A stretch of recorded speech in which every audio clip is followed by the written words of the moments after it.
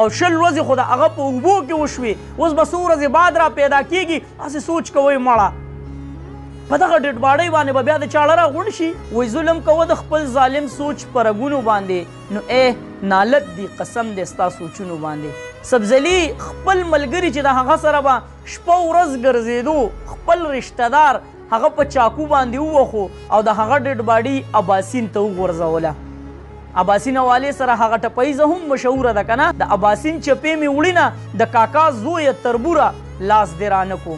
چې کوم قاتل دی د هغه تصویر زه تاسو سره شریک کوم، حیران بشئ چې په دومره کم عمرۍ کې دومره غټ سوچ او داسې طریقې سره کار کول چې څوک ته خبر هم نه چې قاتل به همدغه رشته دار وي، هغه کس به وي چې د ده سره شپه ورځ ګرځېدو. په ضلع بټګرام علی کلي کې دا واقعه مخې ته راغلې ده. 20 ورځې مخکې د سبزلي د تالاش ګمشدګۍ پوسټونه جاري شو، FIR وشو چې سبزلي ورک دی. دغه چې کوم رشته دار دی نو ده ورته دا ویلي چې زما سره اجتماع له تلو 20 ورځې مخکې غالبا چې دغه سیډونو ته اجتماع وه، نو ده د ځان سره په دې بهانه باندې روان کړی دی چې زو اجتماع له. نو د هغه د خولې له اول دغه بیان و چې زما نه په بازار کې کوز شوی دی. بیا سبزلي ما نه دی لیدلی. د 10م طالب علم سبزلي پیپر یې شروع وي، خلک پسې ګرځېدل، د چا دا سوچ او ګمان کې هم نه راتله چې دې هلک به دا کار کړی او داسې قسم کردار به ادا کړی. پرون دغه مجرم گرفتار شو او اخره کې خبره هم دغه هلک لراله چې دغه هلک راونیسئ چې پته ترې ولګي چې څه حساب کتاب دی. نو چې کله یې نیولی دی هغه نه چې کله انویسټیګیشن شوی دی نو هغه دا خبره مخې ته راوړې ده چې ما بوتلو د اباسین غاړې ته، هلته مې په چاکو باندې ووهو او د هغه ډیډ باډي مې بیا د اباسین په اوبو باندې لا وکړه. د 20 ورځو نه د اباسین په اوبو کې دغه ډیډ باډي پرته ده. د اباسین اوبو تاسو ته پته ده چې دغه ډیډ باډي به خدای خبر شه چې کله اوس راوځي او مور او پلار به پې زړه راغونډوي. د تره د زوی سره زما خبرې وشوې، وایي والد صاحب چېرته یو میل دی په هغې کې مزدور دی، 2 نور واړه وروڼه یې پاتې شو. دا مشرې او سبزلي د پلار مټې وي، د پلار د ملا سهاره وه. هغه مزدورکاره والد صاحب هغه به دا سوچ زه د خیره سره سبزلي په 10م کې پیپرې ورکوي، تعلیم به حاصل کی یا که تعلیم حاصل نه کی چېرته دیاړي مزدوري به کوي، زما مټې به پې دمه شي، زما ملا به پې دمه شي. خبر نه و داسې قسم کردار ادا کوي. د هغه کس تصویر وګورئ ملګرو، دا مجرم دی، ښکاري داسې چې دا به داسې غټ قسم کردار ادا کی او سبزلي سره به داسې چلو کی چې په چاکو باندې به ووهي او په داسې بانه به بوزي چې راځه ځو اجتماع له، تبلیغ له ځو، او بیا ورسره داسې قسم کردار ادا کړی دی. ملګرتیا، رورولي، دوستانه، موږ د دې مشرانو نه واقعې اورو چې پخوا کمې تېرې شوي، اوس خو نه، مکمل د نستوڼې ماران دي، دوستان نشته، ملګرتیا نشته.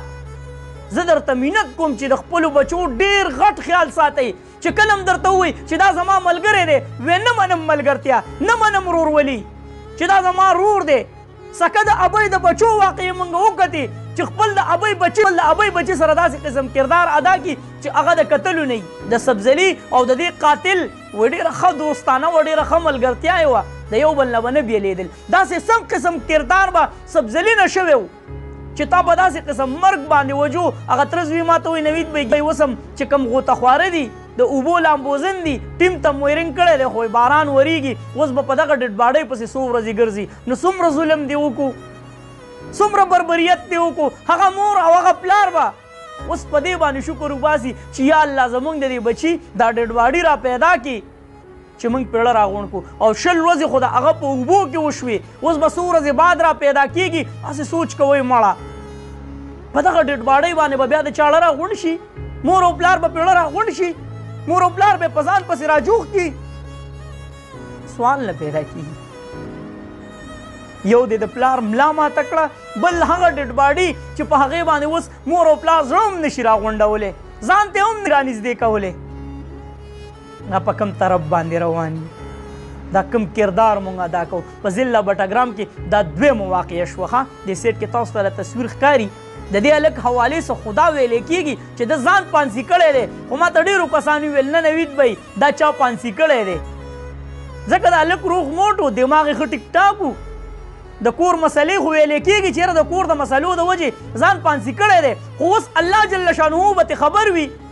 خو دا هلک هم د مرګ و. تاسو وګورئ د دا دویمه واقع شوه په دې هفته کې وایي هغه کوم ځای کې چې غورځولی و نو هغه ځای ملګرو ویې کتو خو هلته نشته چې کله دا مجرم گرفتار شوی دی په 2-3 غنټو کې دننه دا گرفتار شو نو الله دې په موږ باندې خپل رحم او فضل وکړي الله دې دغه ډیډ باډي په خیر خیریت سره را پیدا کړي الله دې دغه مور او دغه پلار له د زړه صبر ورکړي ځکه ډېره ګرانه ده د دې بچي دپاره خلک ډېر تکلیفونه او ډېرې سختې تېروي صرف په دې سوچ باندې چې زما دا بچی را غټ شي د خیره سره دا به زما ملا ته ودرېږي نو چې کله دغه بچی په دغه عمر کې وفات شي نو د پلار او د مور په هغه امیدونو باندې خاورې واوړي د هغوی زړه مات شي هغوی ته داسې قسم بیماریانې بیا ولګي د دغه خپل ځواني مرګ زوی د لاسه چې هغوی هم بیا ژوند ډېر په تکلیف باندې تېروي دا پیغام مخکې لازمي شیر کوي چې څومره هم زموږ وروڼه دي چې هغوی احتیاط شروع کړي د دې دوستانې او د ملګرتیا او د دې څیزونو نه نور ځان وساتي چېرته مې الله خاد آباد او خوشحاله سات اخره کې وواز پاکستان زنده باد مسلمان زنده باد تل دې وي